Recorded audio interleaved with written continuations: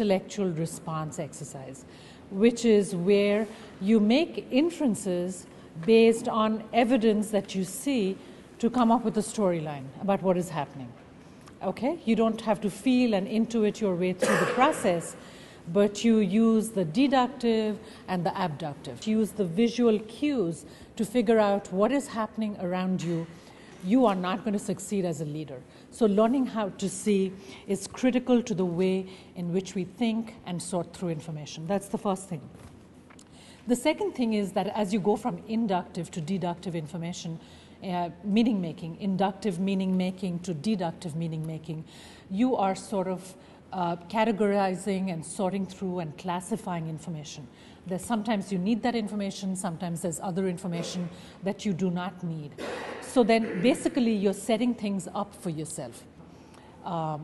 Analytical, logical decisions have to be made, and those are decisions that you're making right now.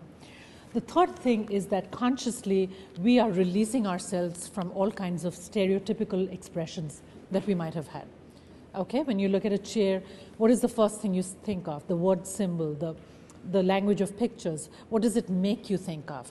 And so if you are able to see it differently, see it with fresh eyes, see it with much more depth, then you are going to have a fresh outlook on things. And the last of all is that the object of seeing is not only to see what is around you, even though that's very important. The object of seeing is not only critical to seeing what is around you, but ultimately to seeing yourself in the greater context. Because when you see yourself with what is around you, and other people are able to view you for who you are, then you are able to show through the process. So ultimately, the object of seeing is related to the object of seeing you, seeing who you are, because you are able to come to some kind of basic fundamental knowledge about who you are, how you think, how you process information, how you consciously stay away from stereotypical expressions, and how you are able to think with originality. In the intellectual response, we do have an idea about what's going on in the painting, and so then we start to construct a reality.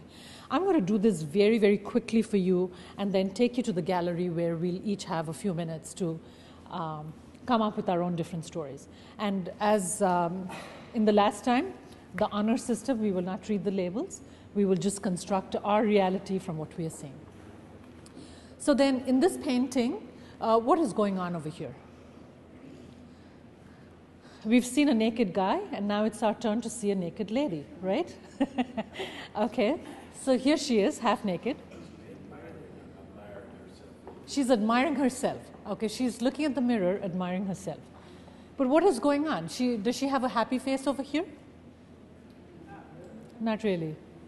Thinking? Reflective?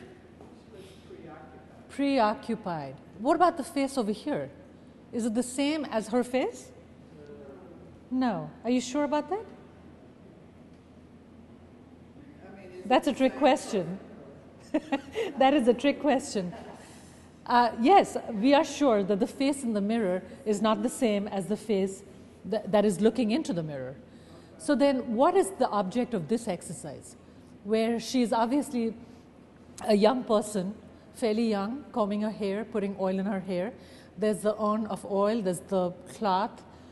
And when do you put scented oil in your hair? On a very important occasion, right? So this is the toilet of Venus. She's getting married and she is dressing up. But when she looks into the mirror, what does she see? Unhappy future. And why is that? When you get married, you're supposed to be really happy, right? Yeah? She knows that. Actually, she knows that the man she's going to marry is not the love of her life. So her father is the Greek god Zeus. And Zeus was completely fed up with her because she was very vain, right? She was totally into herself and constantly pampering herself, etc. So in a fit of rage, he said, okay, I'm going to marry you to someone who will be of great benefit to me, to the dad. So she was getting married to Vulcan, the god of war. so that Zeus could have lots of wars with different people. But she loved Mars. She loved someone else. And so she is thinking of that loveless life with Vulcan, with whom she has no interest, no love, whatever. So then I want you to notice a couple of things over here. The leaves over here, they're acanthus leaves, and they are the symbol of fertility. And you see them over here, and you see them over here on the urn, and on the stand of the of this urn over here. So is that a paradox that we are entering into a marriage, and there are these symbols of fidelity, where we are going to be, what is the word? Faithful to each other. But is that the premise of this marriage? Excuse me? Right, it's probably not the premise of this particular marriage. So there are lots of these things that the artist puts into the painting so that you can read from it and construct a reality. In the 1600s, when this was made, people still did not read on a mass scale. And so something like this, reading into a picture, looking at a painting to make meaning, would have been a huge exercise, very popular. Just like the computer, the internet, computer games, the TV is to us these days, to this generation of people. So reading a painting would have been a huge exercise in that time. A couple of other things to notice. Perspective. Do the tiles look as if they're receding into the background? Just like this looks very, very far away. So that the element of perspective, the vanishing point, all of that have been worked out. What about her leg over here? How does that look?